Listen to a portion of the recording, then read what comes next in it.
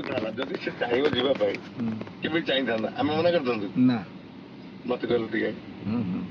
ଠିକ କଥା ସେ ଯିବାକୁ ଚାହିଁବନି ସେ ତାଙ୍କ ଯେହେତୁ ଅଦର କାଷ୍ଟଟା ହେଇଯାଉଛି ବୁଝିଲ କି କୌଣସି ଆହତ ଯିବନି ତାଙ୍କୁ ଗଲେ ତାଙ୍କ ଘର ଦ୍ୱାର ଭାଇଚାଇ ଏଠୁ ତାଙ୍କ ପରିବାରକୁ ବିଚ୍ଛିନ୍ନ କରାଯିବ ତାଙ୍କ ଗାଁ ଲୋକ କରିବେ ପୁରା କରିଥିଲେ ତାର ପୁଅଟା ବା ଅଛି ପୁଅଟା ଥିଲେ ବି ତାକୁ ପରିବାରଟାକୁ ଦେଖିବ ନା ସିଏ ତାର ପୁଅଟାକୁ ନେଇଯାଉନି ସେ ନବନି ସେ ତ ବାହାଘର ହବ ନା ସେ ଆଉଥରେ ବାହା ହେଇପାରିବନି ଗ୍ରହଣ କଲନି ରାଜାକୁ ନେଇକି ଯିବୁ ନା ମ୍ୟାରେଜ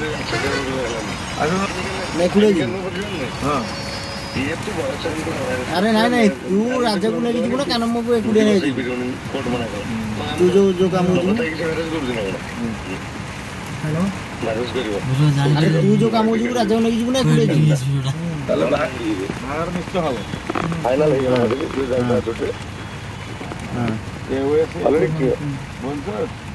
ତମେ ଶୁଣ ଆଜି ନହେଲେ କାଲି ସେ କଲେକ୍ଟର ବୁଝିପାରିଲେ ରାଜାକୁ ନେଇକି ଯିବୁ ନା କଲେକ୍ଟର ହବ ନା ଏକୁଟିଆ ଯିବୁ ସେ କେମିତି ହବ ଆରେ ନାଇଁ ନାଇଁ ତୁ ରାଜାକୁ ନେଇକି ଯିବୁ ନା କାନମକୁ ଏକୁଟିଆ ନେଇକି ଯିବୁ କାହିଁକି ଜାଣିଲା ପରେ ତ ରାଜି ହଉଛି ତାକୁ ନିହାତି ହେଇଯିବ ଆରେ ତୁ ଯୋଉ କାମକୁ ଯିବୁ ରାଜାକୁ ନେଇକି ଯିବୁ ନା ଏକୁଟିଆ ଯିବୁ କଣ୍ଟ୍ରୋଭର୍ସି ଗଲା ପରେ ସେ ହେଇପାରୁଛି